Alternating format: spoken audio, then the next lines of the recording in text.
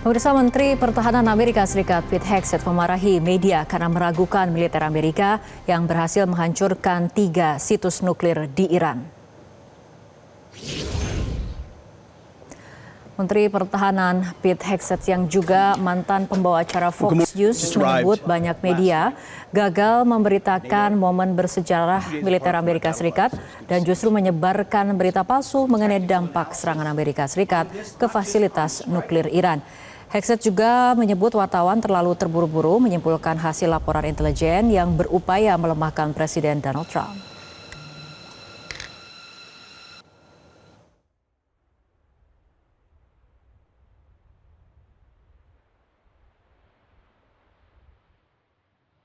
Because you, and I mean specifically you, the press, specifically you, the press corps, because you cheer against Trump so hard, it's like in your DNA and in your blood to cheer against Trump, because you want him not to be successful so bad, you have to cheer against the efficacy of these strikes.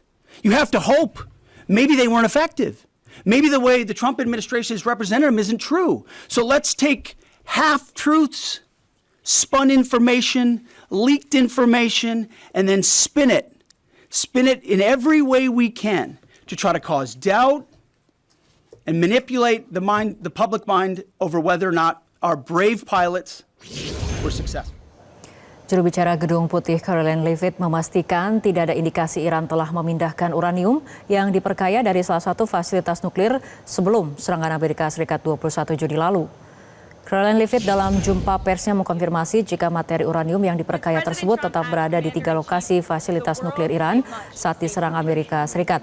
Hal ini diyakini karena menurutnya Badan Intelijen Amerika Serikat tidak pernah luput mengawasi dengan ketat 3 situs nuklir Iran tersebut hingga terjadinya serangan pada 21 Juni. Leavitt juga mengatakan Presiden Donald Trump membuka pintu perundingan dengan Iran untuk menjamin bahwa Iran tidak memperkaya uranium dalam program nuklirnya. Ia juga mengatakan Trump menginginkan perdamaian dan pejabat Amerika sedang berkomunikasi dengan para pemimpin Iran.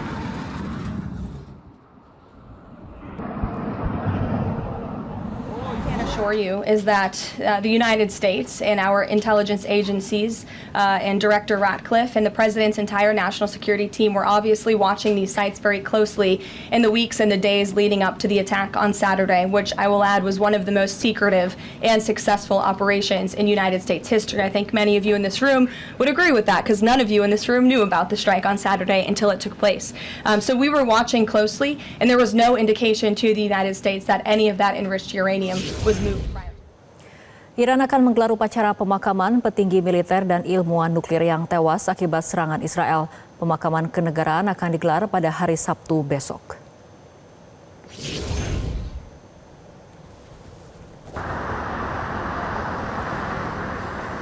Iran akan menggelar seremoni pemakaman kenegaraan untuk para komandan militer senior dan para ilmuwan nuklir mereka yang tewas akibat rentetan serangan militer Israel selama perang berkecamuk selama 12 hari. Pemakaman kenegaraan akan digelar pada Sabtu 28 Juni pukul 8 pagi waktu setempat di ibu kota Tehran. Pengumuman pemakaman disampaikan setelah gencatan senjata antara Iran dan Israel yang mulai berlaku sejak Selasa. Akibat serangan Israel selama 12 hari, sejumlah pejabat tinggi tewas termasuk Garda Revolusi Islam Iran, Hossein Salami.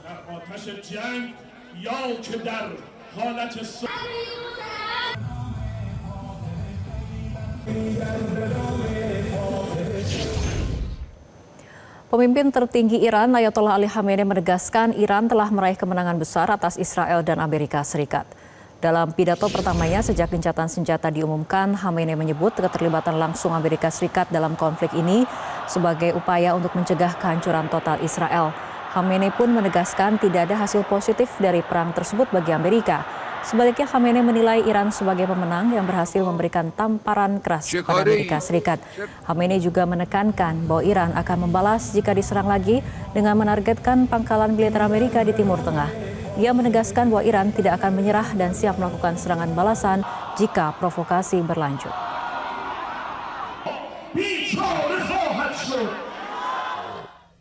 ایران به کسی توقع کنه که تسلیم کشور دیگری بشه این یکی از اون مهملگویی های غلطی است که یقینا مایه استهزاء افراد خردمند و افراد دانا واقع خواهد شد.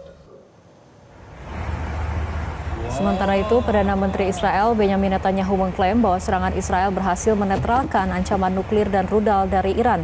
Namun Khamenei membantah klaim tersebut, menyatakan bahwa Iran berhasil membalas serangan dan menilai Israel kini dalam posisi yang lebih lemah.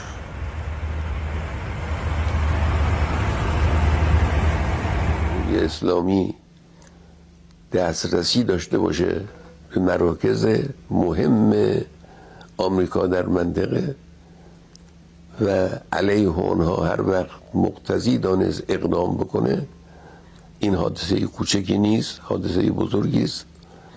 در آینده هم این حادثه قابل تکرار است در صورتی که تعرضی صورت بگیره. هزینه دشمن، هزینه متعرض قطعاً بالایی خواهد بود.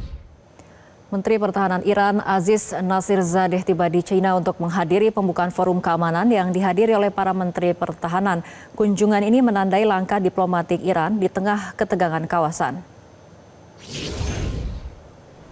Kesempatan ini menjadi perjalanan luar negeri pertama Menteri Pertahanan Iran Aziz Nasirzadeh sejak perang Iran dengan Israel pecah.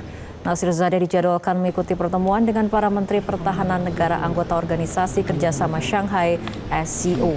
Organisasi Kerjasama Shanghai dibentuk pada 2001 oleh China dan Rusia dengan fokus pada kerjasama keamanan dan stabilitas kawasan. Iran menjadi anggota penuh bersama negara-negara seperti India, Pakistan, dan Kazakhstan.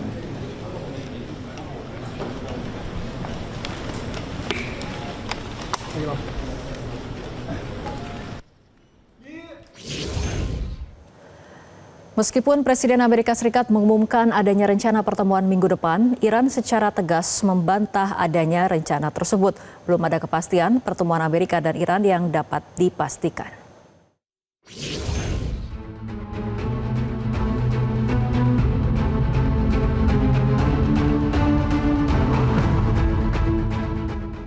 Presiden Amerika Serikat Donald Trump mengungkapkan rencana pertemuan negaranya dengan Iran pekan depan.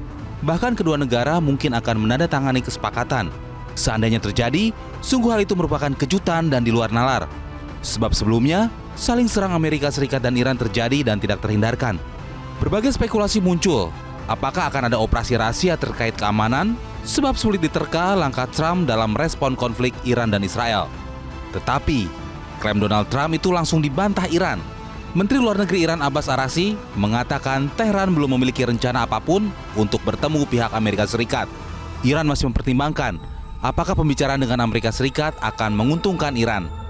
در این جنگ هم آمریکایی‌ها موضوع مذاکرات پیچیده‌تر کردن. مذاکرات بعدی اصلاً آسان‌تر از مذاکرات قبلی برای آمریکایی‌ها نخواهد بود. Sebelumnya Trump menyatakan bahwa Washington akan berbicara dengan Iran pada minggu depan. Trump juga menyinggung peluang kesepakatan perjanjian nuklir yang melibatkan Iran dan Amerika. Meski ia menilai perjanjian tersebut tidak diperlukan pihak Amerika untuk saat ini. Tell you what, look, we're going to talk to them next week with Iran.